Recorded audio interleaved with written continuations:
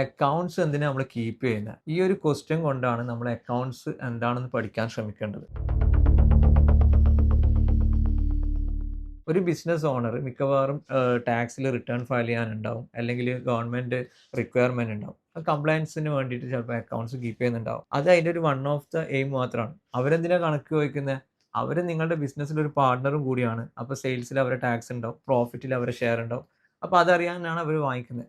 നമ്മളെ സംബന്ധിച്ചിടത്തോളം ബിസിനസ്സിൽ കൃത്യമായ തീരുമാനങ്ങളും മറ്റും എടുക്കാൻ വേണ്ടിയിട്ട് നമുക്ക് എന്തുണ്ട്, അക്കൗണ്ട്സ് ആവശ്യമുണ്ട്. സാധാരണഗതിയിൽ പറയുകയാണെങ്കിൽ നമ്മൾ എന്തിനാ അക്കൗണ്ട്സ് എന്ന് ചോദിച്ചു കഴിഞ്ഞാൽ പ്രോഫിറ്റ് ഓർ ലോസ്, ലാഭമാണോ നഷ്ടമാണോ എന്ന് അറിയാൻ വേണ്ടിയിട്ട്. So profit and loss statement ആണ്. അല്ലെങ്കിൽ എനിക്ക് എത്ര കൊടുക്കാനുണ്ട്, എത്ര കിട്ടാനുണ്ട്, എൻ്റെ ഇട്ട ഫണ്ടിന്റെ അവസ്ഥ എന്താണ്, എൻ്റെ ക്യാപിറ്റലിന്റെ അവസ്ഥ എന്താണ്. അപ്പൊ ഈ ക്യാപിറ്റൽ എന്താണെന്ന് അറിയണം, കിട്ടാനുണ്ട് അല്ലെങ്കിൽ അസറ്റ്, കൊടുക്കാനുണ്ട് അല്ലെങ്കിൽ ലയബിലിറ്റി, എന്താണ് എൻ്റെ കയ്യിലുള്ളത് അസറ്റ്, അതേപോലെ തന്നെ ഞാൻ പുറത്ത് കൊടുക്കാനുള്ള സാധനങ്ങൾ. ഈ പറയുന്ന കാര്യങ്ങൾ മനസ്സിലാക്കാനും വേണ്ടിയിട്ടായിരിക്കും നമ്മൾ അക്കൗണ്ട്സ് കീപ്പ് ചെയ്യുന്നത്. സോ ചുരുക്കി പറഞ്ഞു കഴിഞ്ഞാൽ അറ്റ്ലീസ്റ്റ് ഒരു ബാലൻസ് ഷീറ്റും അതേപോലെ തന്നെ പ്രോഫിറ്റ് ആൻഡ് ലോസും കിട്ടാൻ വേണ്ടിയിട്ടാണ് നമ്മൾ എന്ത് ചെയ്യുന്നത്, അക്കൗണ്ട്സ് കീപ്പ് ചെയ്യുന്നത്.